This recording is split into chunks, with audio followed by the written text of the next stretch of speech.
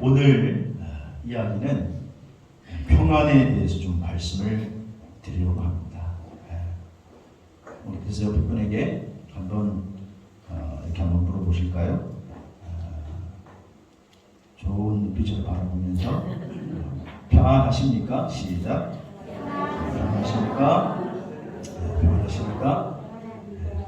평안하다는 분도 있고 대답을 또 안 해주는 분도 있는데 또 표정이 별로인 분도 또 있는 것 같아요. 어떤 청년이 군대 갔다가 이제 휴가를 집으로 왔는데 집에 와보니 아버지 표정이 엉망이에요.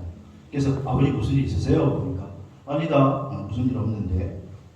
근데 아버지 표정이 왜 그러세요? 글쎄다, 내가 이 차를 계속 마셔서 그러나? 무슨 차를 마셨어요? 그랬더니 구기자 차를 마셨어요. 그래서 아들이 아빠 그럼 잠깐 기다려 보세요. 그랬더니 밖에 나가가지고 뭘 사가지고 왔어요. 뭘 사가지고 왔을까요? 피자. 아직도 이해를 못해. 아저씨 뭘 좀 이해 못하시는 분들이 있는 것 같아요. 그래서 구기자차를 마셔서 구겨졌다 그러니까 그 피자를 사갖고 왔어요. 옆에 분들에게 다시 한번 인사하겠습니다. 우리 핍시다. 시작. 우리 핍시다. 하나님의 평안을 누리시기를 주의 이름으로 축복합니다. 평안은 사실 하나님께서 우리에게 주시는 축복인 줄로 믿습니다. 그래서 주님께서 내가 너희에게 평안을 주노라, 평안을 끼치노라 이렇게 말씀하셨습니다. 요한복음 14장 1절에 보면 평안을 너희에게 끼치노니 나의 평안을 너희에게 주노라. 근데 내가 너희에게 주는 평안은 세상이 주는 것 같지 않다는 거예요. 일시적인 평안이 아니라는 거예요. 영원한 평안을 주신 줄로 믿습니다. 근데 그래서 이 평안을 소유하면 우리가 세상을 넉넉히 이기며 살아갈 수 있는데 이 평안이 있으면 아무리 어려운 일을 당해도 이 힘으로 능히 이기고 힘든 일을 헤쳐나갈 수가 있는데 이 평안을 사실 빼앗겨버린 분들이 많이 있다고 하는 거예요. 그래서 여러분, 평안과 기쁨을 빼앗기고 나면 사람이요 두렵고 불안하게 되어 있습니다. 그래서 어떤 사람은 불안해서 두려워서 밤에 잠을 잘 자지도 못하는 거예요. 어떤 사람은 심지어 두려워서 불안해서 사람도 만나지 못하고 사람도 피하게 됩니다. 여러분, 그런데 성경은 말하기를 두려움은 하나님이 주시는 것이 아니라고 말씀합니다. 그건 아니가 중요해요. 특별히 죄로 말미암아 오는 게 두려움과 불안이거든요. 사탄 마귀는 우리 인간을 공격해서 죄를 짓게 하고 그래서 두렵고 불안하게 만드는 거예요. 죄인은 평강을 누리지 못합니다. 그래서 이사야 57장 21절에도 내 하나님 말씀에 악인에게는 평강이 있다 없다? 평강이 없다 하셨느니라. 로마서 8장 6절에도 육신의 생각은 사망이지만 영의 생각은 생명과 평안이니라. 그러니까 적어도 불안하고 두려운 것은 영의 생각은 아니라는 거예요. 근데 오늘 대부분 현대인들이 평안함이 없어요. 마음에 두려움과 불안함이 많습니다. 그렇다면 오늘 우리는 진정한 평안을 얻을 수 없는 것일까? 인간은 누구나 죄인이니까 그럼 우리는 평안할 수 없는가? 아니요. 성경은 우리가 평안할 수 있다. 하나님이 주신 선물을 누릴 수 있다고 약속하고 있는 줄로 믿습니다. 근데 그것을 누릴 때에 일시적인 얄팍한 평안, 얄팍한 방법으로는 되지 않는다는 것입니다. 마음이 독해에 책인 영원히 살 것처럼 배우고 내일 죽을 것처럼 살아라, 이런 제목의 책이 있어요. 제목이 멋있잖아요.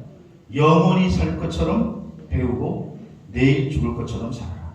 이 책에 보면 체롬이라고 하는 작은 도시가 있는데 그 도시로 가는 길이 너무 험난해요. 벼랑도 있고 꼬부랑 길도 통과해야 되고, 그래서 그 도시를 갈 수 있기 때문에 그 도시로 가는 길을 따라가다가 사람들이 종종 큰 부상을 당하곤 했습니다. 이런 일이 자주 발생하니까, 사고가 자주 발생하니까 그 마을에 이 어른들이, 장로들이 모여서 밤새 고민하면서 6일간 밤낮 심사숙고해서 토론해서 얻은 결과가 뭐냐? 이제 이 날마다 사고를 위해서는 그 마을 밑에다가 벼랑 아래 병원을 짓기로 결정했다. 그렇게 이야기해요. 여러분, 6일 동안 밤낮 심사숙고해서 얻은 결론이 뭐냐 하면 마을 밑에 사고 난 사람들 병원을 짓겠다는 거예요. 문제는 뭐예요? 그 가는 길이 험난하고 울퉁불퉁하면 길을 고쳐야 할 텐데 그게 아니고 사고가 자주 나니까 마을 밑에 병원을 짓겠다. 이 말은 근본적인 해결책이 아니라고 합니다. 우리의 삶의 문제도 마찬가지입니다. 우리의 신앙의 문제도 마찬가지입니다. 우리가 신앙생활 하면서 문제 해결을 위해서만 하나님을 찾는다면 이것은 마치 6일 동안 머리를 싸내고 얻은 어리석은 결과가 병원이나 짓는 것밖에는 안 되는 거예요. 실제로는 근본적인 문제를 해결해야 되는 것입니다. 그래서 오늘 본문 말씀을 통해서 세상이 줄 수 없는 하나님의 참된 평안을 얻는 법, 이라는 제목으로 말씀을 나누려고 하는데, 하나님의 참된 평안을 누릴 수 있기를 주의 이름으로 축원합니다. 오늘 본문은 남유다의 3대 왕인 아사 왕이라고 하는데, 아사 왕의 통치 기간에 일어났던 사건이었습니다. 이 아사의 아버지 아비야 왕이 죽은 후에 이 아들 아사가 유대의 3대 왕으로 등극하게 되는데, 이 아사 왕은 등극을 해서 생각을 해요. 왜 이 나라에, 우리나라에는 평안이 없었던 걸까? 왜 외세의 침략을 이렇게 자주 당했던 것인가? 그 원인이 뭘까? 곰곰이 살피다가 이거는 하나님이 주시는 평안을 누리지 못해서 그렇구나. 그리고 그는 종교개혁을 당해가고 국방 강화 정책을 동시에 실시하게 됩니다.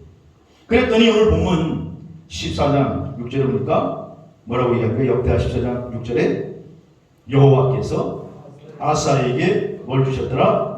평안을 주셨더라는 것입니다.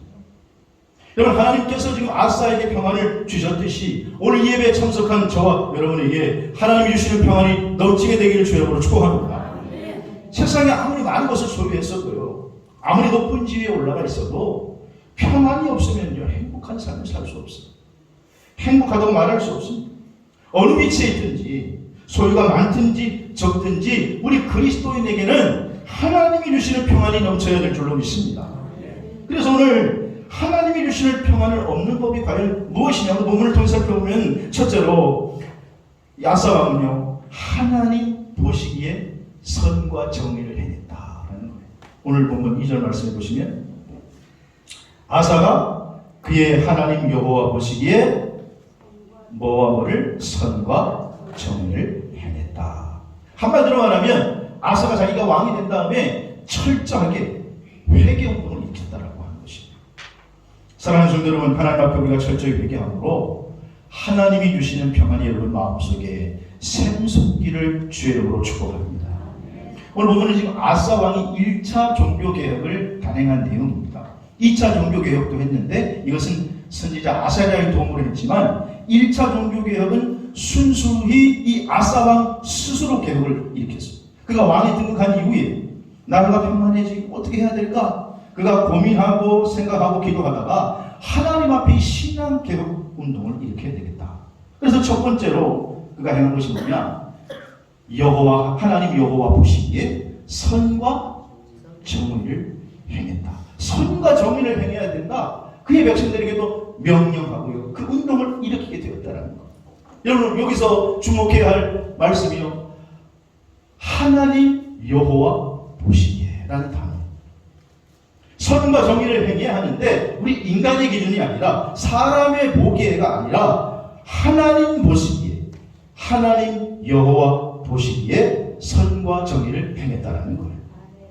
사랑하시는 여러분, 신앙개혁의 기준은요, 사람이 아니 하나님이신 줄로 믿습니다. 사람의 기준이 아니라 하나님의 말씀이 기준이 되어야 된다는 거예요. 우리가 회개할 때도 기준이 내가 아니라, 사람이 아니라 하나님의 기준이에요.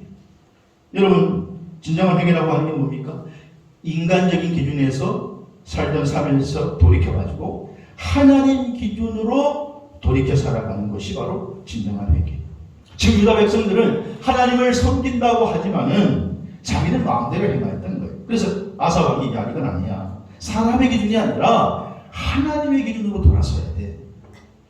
그렇게 명령하고 이거 우리가 함께 지키자. 백성들에게 그렇게 지금 당부하는 것입니다.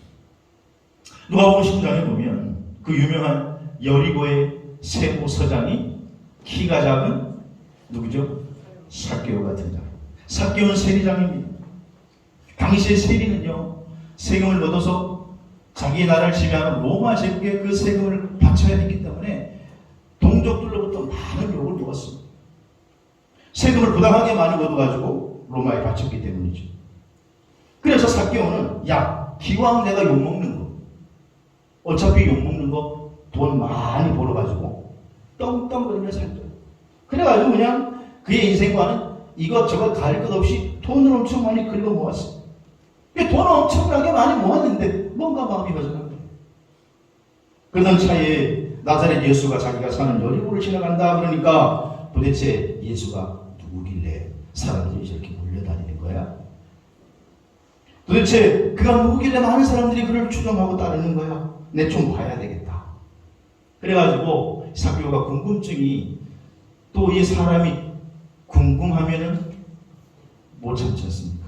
그래가지고 키가 작으니까 사람들이 몰리면 못 보니까 삭개오가 사람들 앞질러가지고 저 돌감나무 위에 올라갔어.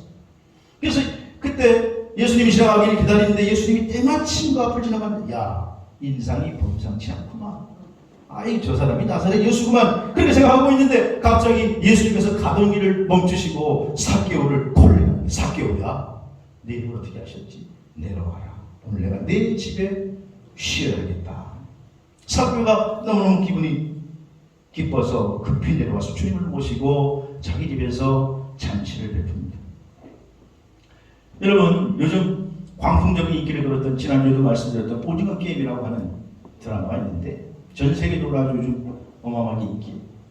근데 저기에 명대사가 있는데 사실 저 게임을 벌리고 거기에 456억을 1등에게 당첨시켜서 주는 그 게임을 벌린 사람이 누구냐? 할아버지. 그 게임에 참석했던 일본 재벌 할아버지. 지금 뭔 말인지 모르는 사람은 아마 궁금해 미칠 거예요. 오징어 게임. 근데요, 그 할아버지가 사실은 재벌이었던 거예요. 그러니까 할아버지가 마지막에 주인공을 부릅니다. 자기가 마지막 죽어갈 때.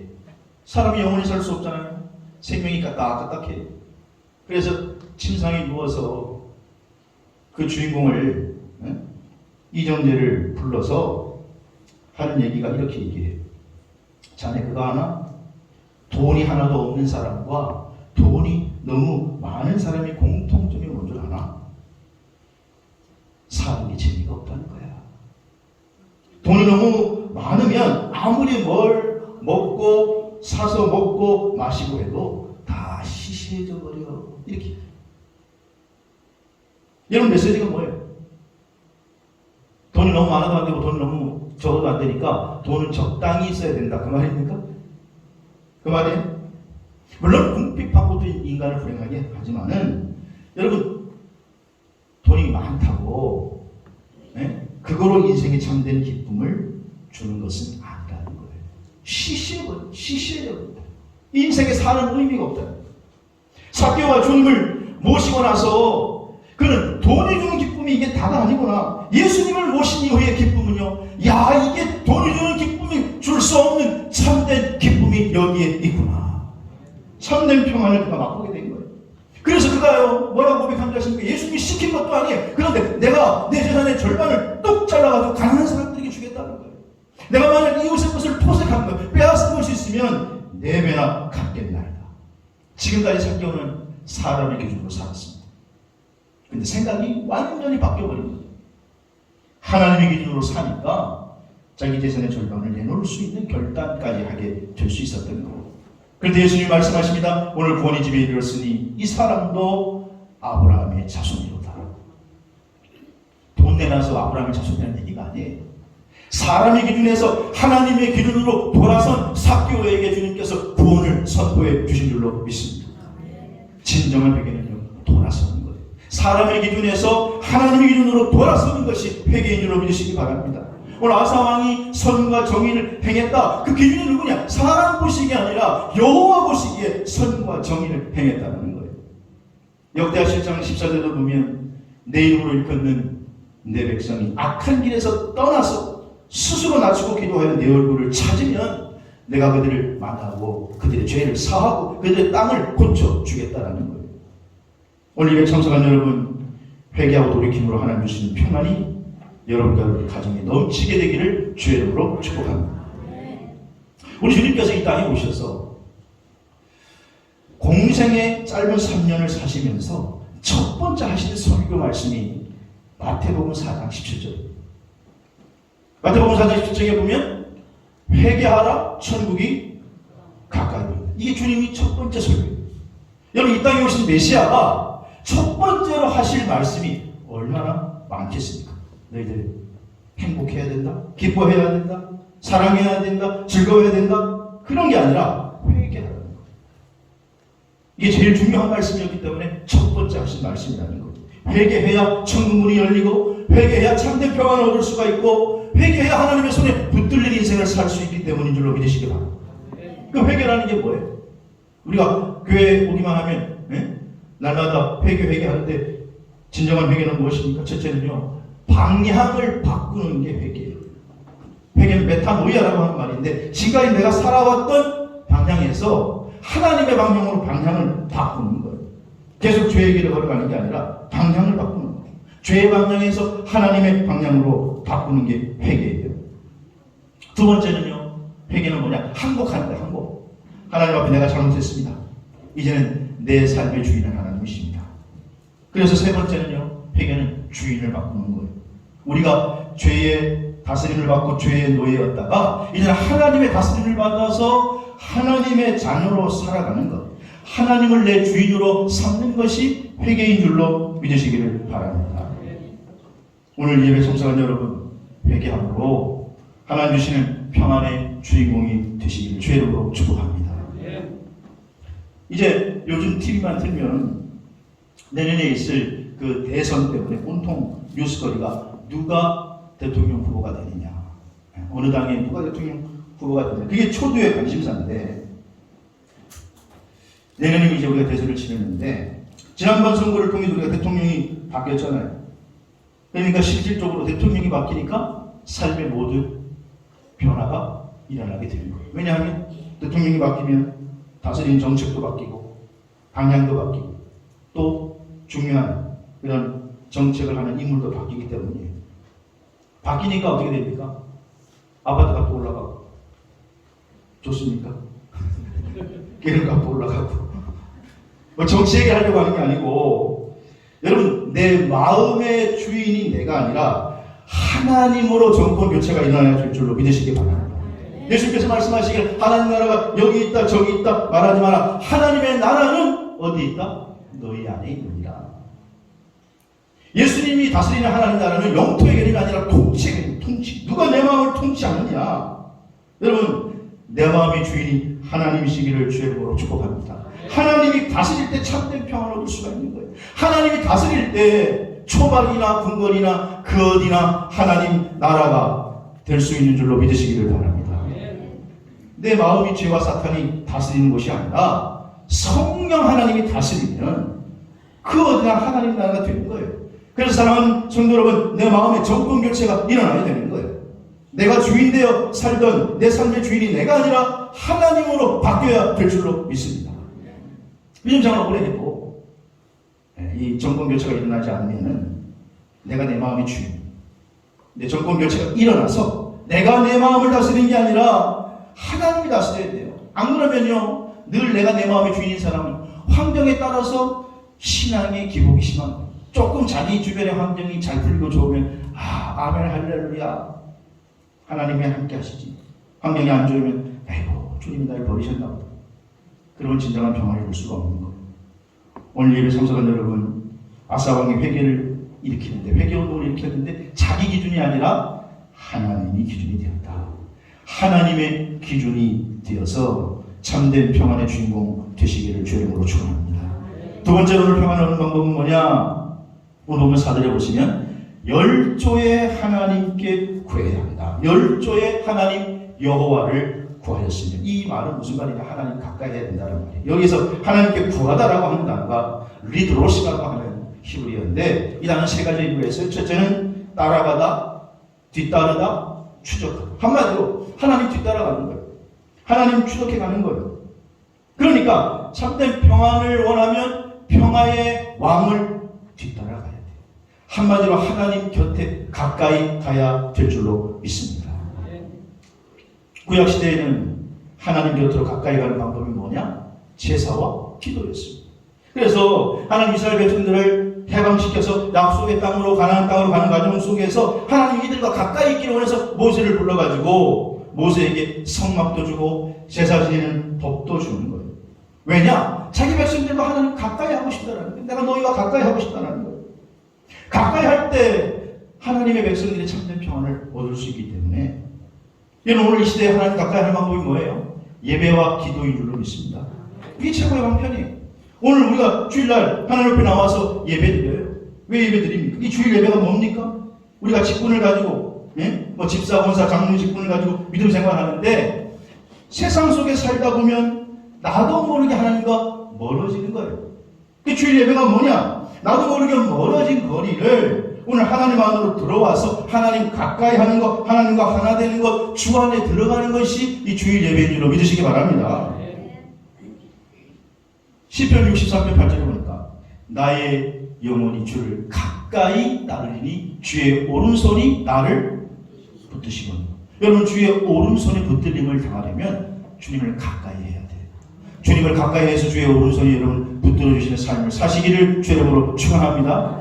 시편 73편 28절에도 하나님께 가까이 하는 게 내게 뭐가 된다고요? 복이 된다. 복이 된다. 하나님 가까이 하는 게 복인 줄로 믿습니다. 오늘 아사도 그래서 진정한 평안을 얻는 건 다른 게 아니라 하나님 가까이 하는 걸 구하라는 거예요. 하나님 가까이. 야고보서 4장 8절의 말씀도 하나님을 가까이 하라. 그리하면 너희를 가까이 하시리라. 우리가 하나님 가까이 가면 하나님도 우리 가까이 해주신다는 거예요. 오늘 본문 역대하 14장을 더 읽어 내려가다 보면 이 아사 왕에게 사실 큰 근심거리가 생겨요.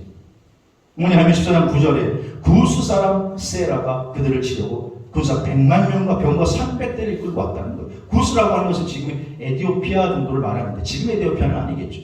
근데 당시에는 아마 강대국이었나 봐요. 그래가지고 군사 100만 명을 끌고 병거 300대를 끌고 이 아사를 쳐들어왔어요. 근데 여러분 이 나라는 58만 명밖에 병사가 없어요. 병거도 없습니다. 병거는 지금으로 말하면 탱크인데 탱크로 막 밀고 들어오니 군사적으로 전략적으로 이건 전쟁에서 질 수밖에 없어요. 근데 아사가 이기는 방법을 알고 있었어요. 그래서 역대하 14장 11절 이하 12절을 보니까 아사가 여호와께 부르짖어 하나님께 가까이 갔더니 하나님께서 오른손으로 아사왕을 붙드시고 구스의 100만 대군을 물리쳐 주신 줄로 믿습니다. 그러니까 군심 덩어리가 변해가지고 오히려 평안이 유지되게 되었다는 거예요. 그런 사랑 성도 여러분, 하나님을 가까이 하면 이 세상 속에 우리가 여러 가지 악의 세력의 공격도 상처도 받습니다만 하나님이 함께 하셔서 이기게 해 주실 줄로 믿습니다. 그래서 지금 두 번째로 하나님 주시는 평안을 얻으려면 하나님 가까이 가라는 게 가까이. 사도 바울도 그래서 신약성경 내내 그가 강조하는 게 뭐냐 하면 주 예수 그리스도 안에 머물라는 거예요. 주 예수 안에라고 강조하는 거예요. 그 말은 하나님 가까이 하라는 거예요.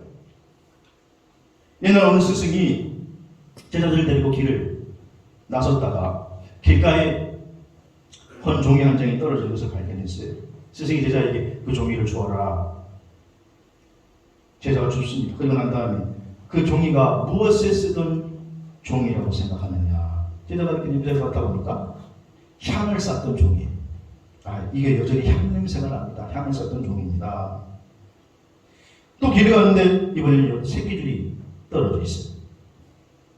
새끼줄 한 토막이 떨어져 있어서 그걸 주우라고 또 명하십니다. 그리고 질문해요. 그거 무엇에 썼던 새끼인가? 제자가 대답합니다. 냄새를 맡아보니까 아마 무슨 양미리 같은 생선을 이렇게 엮어서 썼던 생선 냄새가 납니다. 그때 스승은 제자에게 교훈합니다. 사람도 이와 같으니라. 현명하고 어린 사람을 가까이 하면 현명하고 어질 수 있고, 어리석고 사악한 사람을 가까이 하면 자신도 모르게 어리석고 사악함에 물들어가느니라. 근데 대부분의 사람들은 그걸 깨닫지 못하느니라. 여러분, 종이 자체가 향 자체가 아니고 새끼줄 자체가 그 생선이 아니지만은, 그러나 그 향을 쌓던 종이와 생선을 꿰었던 새끼줄 쉽게 냄새를 지울 수 없는 것처럼 사람이 무엇을 가까이 하느냐에 따라 우리 인생이 달라지게 되어 있다는 거예요. 그렇습니다. 오늘 그리스도의 믿음의 여정 속에 승리하는 비결은 간단해요. 주님을 가까이 하시기를 바랍니다. 하나님을 가까이 하시기를 바랍니다. 그분이 주시는 힘으로 승리하게 될 줄로 믿습니다. 세 번째로 마지막으로 평안을 얻는 방법은요, 오늘 아사왕은 본문 4절에 율법과 명령을 행하게 하고 이렇게 말씀하고 있습니다. 아사가 유대 사람들에게 명하여서, 자기 백성에게 명하여서 율법과 명령대로 행하게 했다라는 거예요. 아사왕이 자기뿐만 아니라 백성들에게 명령하기를 하나님의 율법, 하나님의 명령대로 행하라, 그렇게 명령했다는 거예요. 왜냐? 아사는 지금 믿음의 사람이었기 때문에 자기 나라가, 자기 백성이 일시적인 평안을 누리는 것이 아니라 하나님의 평안이 지속되기 위해서는 하나님의 말씀대로, 하나님의 법대로 행해야 할 것을 알았기 때문에 그렇게 명령한 것입니다. 여러분, 사람이 죽을 때 남기는 걸 뭐라 그래요? 사람이 죽을 때 남기는 걸 유언이라고. 유언. 요즘은 대부분 이제 병원에서 임종을 하시죠. 우리 신앙생활을 같이 했던 오래 우리 늘만나교회 다니시다가 이제 연세 드셔서 아들 곁으로 갔다가 사실 정동각 권사님이 어저께 소천하셨다, 그런 얘기를 들었는데, 요즘은 돌아가실 때 다 병원에서 임종을 맞이하게 되잖아요. 근데 제가 어렸을 때만 해도 임종을 대부분 어디서 했냐면 병원에서 안 했습니다. 집에서 하시곤 했죠. 집에서. 그래서 목사들이 찾아가가지고 집에 가서 임종 예배를 드리고, 옛날에 다 목사들이 염도 했잖아요. 염도. 저는 염할 줄 모릅니다. 미리미리 병원에 입원하시길 바랍니다.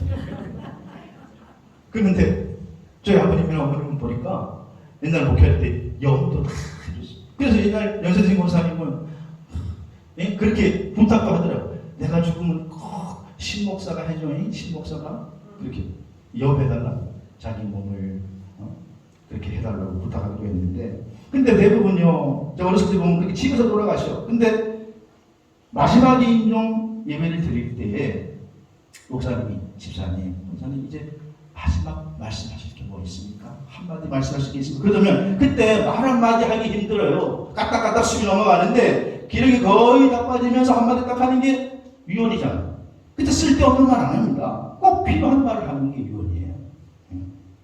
다윗도 죽음이 가까워서 자기 이제 아들 솔로몬이 유언을 해요. 이게 보니까 걱정이 많아요. 철없는 솔로몬이 이 나라의 정적들을 어떻게 물리치고 다스리고 나라를 대표적으로 이끌 것인가. 근데 다윗이요, 마지막에 솔로몬에게 온 힘을 다하여 마지막 유언을 하는 게 열왕기상 2장 3절이에요. 거기에 보면 다시 한번 읽어볼까요? 시작. 내 하나님 여호와의 명령을 지켜 그 길로 행하며 그 법률과 계명과 윤리의 증거를 모세율법에 기록된 대로 지키라. 그리하면 내가 무엇을 하든지 어디로 가든지 형통할지라. 아멘. 다윗이 죽어가면서 저렇게 멋있게 말했다고 생각하지 않아요. 이거는 성경에 나중에 저자들이 그렇게 기록한 거지, 마지막에 하나님 명령대로 지켜, 그러면 형통하리라. 그리고 아마 죽었을 거라 생각합니다. 시편 119편 165절에도 주의 법을 사랑하는 자에게 큰 평안이 있으니 저희에게 장애물이 없으리로다. 하나님 말씀대로 지키면 인생의 장애물이 물러가게 될 줄로 믿으시기를 바랍니다. 오늘 역대하 15장 8절도 보면, 이제 14장 넘어가서 15장에 보면 아사가 오데시라고 하는 선지자의 예언을 듣고 낭실 앞에 있는 여호와의 제단을 재건했다는 거예요. 그러니까 하나님의 제단을 재건하면서 선지자의 말을 듣고 여호와의 성전을 보수하고 여호와의 단을 증수하면서 하나님 보시기에 아름다운 일을 자꾸 했고, 그것뿐만 아니라 백성과 마음을 다해 하나님 살아가. 그리고 백성들에게 야, 나도 그럴 테니까 너희들도 하나님 명령과 하나님 윤례대로 지켜 행하자. 그것이 우리가 살 길이다. 그것이 형통하는 길이다. 그럴 때 하나님께서 아사 왕에게 참된 평안을 주신 줄로 믿습니다. 미국에 가면요, 사우스코타주에 가면 유명한 산이 있어요. 그 산의 이름이 바로 러시모아 산입니다. 우리 아이들의 교과서에도 실려있는 산인데, 그림인데, 이 산에는 미국 역사상 가장 훌륭했던 영웅 4명의 대통령의 얼굴 조각상을 거기에 조각해놨습니다. 이 조각한 이유는 이 사람들의 이 행위, 이 사람들이 펼친 그 모든 일들을 잊지 말자라는 거예요. 이 조각상은 1927년 거친 보그롬이라고 하는 조각가를 중심으로 우리 400명의 조각가들이 동원돼가지고 미국의 영웅으로 뽑히는 4명의 그런 대통령의 얼굴을 조각했어요. 근데 여러분, 이 4명의 영웅들에게 공통점이 하나 있어요. 그게 뭐냐? 이 미국 대통령은요, 기독교 국가니까 하나님의 말씀을 생활 인형으로 삼았다는 거예요. 첫 번째 대통령이 누구냐? 건국의 상징 조지 워싱턴. 그는 대통령 취임하는 자리에 성경이 아니면 이 세계를 다스릴 수 없다. 그래서 그는 성경의 손을 얹고 대통령 취임 선언을 해요. 그래서 지금도 여러분 미국 대통령 취임식 보시면 어디에 손을 얹어요? 성경에 손을 얹고 그게 전통이 돼서 이제 대통령이 누구나 성경에 손을 얹고 선서를 합니다. 그가 크리스찬이든 넌 크리스찬이든 성경에 손을 얹고 선서를 하게 돼 있습니다. 두 번째 상대 대통령이 독립선언문을 작성했던 토마스 제퍼슨. 이분은 미 합중국은 성경의 반석 위에 서 있다, 이렇게 선언을 한 바가 있습니다. 세 번째는요, 그 유명한 10대 대통령 노예를 해방시켰던 에브라함 링컨 대통령. 에브라함 링컨 대통령은 절실한 크리스찬이었고 그는 성경은 하나님이 주신 가장 좋은 선물이라고 늘 말해왔고 그 성경을 늘 품에 품고 살아왔습니다. 그는 백악관을 기도실로 만든 대통령이에요. 네 번째 마지막 20대 대통령은 루즈벨트입니다. 어렸을 때부터 신실한 그리스도인 부모님의 신앙생활을 했고 늘 말씀을 가까이 듣던 사람. 그는 말하기를 어떠한 방면에서 활동하든 자기의 생을 참되게 살기를 원한다면 성경을 연구하라고 나는 권하겠다. 이게 바로 루즈벨트 대통령이 한 말이에요. 이 4명 다 뭐냐? 성경을, 하나님 말씀을 생활 인형으로 삼을 때 하나님께서 그들에게 평안을 주시고 그들의 정치기관에 그들을 통해서 놀라운 역사를 이루게 해 주신 줄로 믿습니다. 오늘 예배 참석한 여러분 평안하시길 바랍니다. 주님이 주시는 참된 평안을 누리시기를 바랍니다. 그러려고 하면 여러분 마음속에 정권 교체가 있어야 됩니다. 내가 주인에서 하나님 주인으로 정권 교체를 이루어야 돼요.